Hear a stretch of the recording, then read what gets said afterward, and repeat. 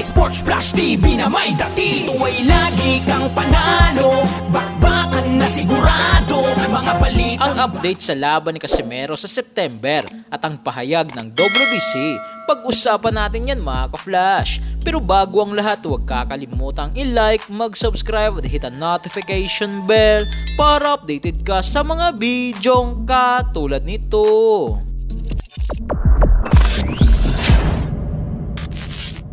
So matapos nga po mga ka-flash, nasuspindihin si Ryan Garcia ng New York State Athletic Commission ng 1 taon dahil sa pagkapositibo nito sa PED-Ostarin at maging no contest ang naging bakbakan nila ni Devin Haney mula sa pagkapanalo ni Ryan Garcia ng majority decision, dahilan para maging undefeated pa rin ang kartada ni Devin Haney na 31 wins walang talo at may 15 knockouts. Ay imbis na bigyan nga po ng parusa din ng WBC, sanctioning body si Ryan Garcia ay ipinagtanggol pa nga po nila ito. Sa pahayag nga po dito ni Mauricio Sulaiman, "We don't care to punish him. We want to help Ryan, the human being. He is suffering, going through difficulties. This is not a matter of boxing. Ryan needs immediate support and attention now. Champ, we are here for you."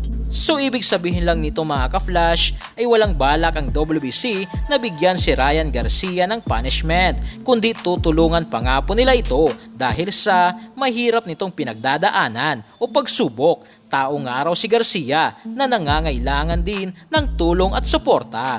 Habang sa kabilang balita naman nga po mga ka-flash, patungkol naman kay former 3 Division World Champion Angas ng Pinas, General Cuadro Alas Casimero, matapos maglabas ng impormasyon si Casimero na isa kina Sam Goodman, Liam Davis at David Picasso na mga undefeated boxer ang makakalaban ni Casimero sa buwan ng September, taong kasalukuyan, ay may sumabog na naman nga po ngayon na balita na kumakalat sa Japan na ang makakalaban ni Casimero sa September ay hindi si David Picasso, kundi itong araw ay si number 2 sa Japan sa Super Bantamweight Division na si Toshiki Shimomachi na may kasalukuyang kartada na 18 wins, may 12 knockouts, 1 talo at 3 draw. At ang huling laban nga po nito mga ka-flash ay nitong April 13 kung saan nanalo via technical knockout. May edad na 27 years old at may tangkad na 5'10". Dagdag pa nga po dito sa impormasyon na ang venue nga po ng laban ni Casimero kontra dito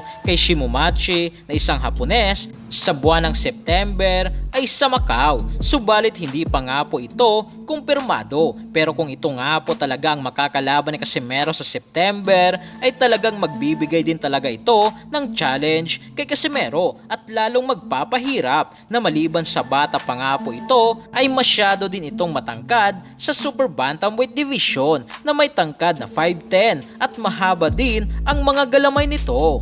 So yan lang para sa ating balitang boxing. Ano bang masasabi niyo tungkol dito? Para sa inyong komento at reaksyon ay komento niyo lang sa baba. Hanggang sa muli, ito ang The Sports Flash TV. Sports Flash TV na may dati. Ito ay lagi kang panalo, bakbakan na sigurado. Mga balitang boxing dito laging bago. Balitang boxing, laban na kasado.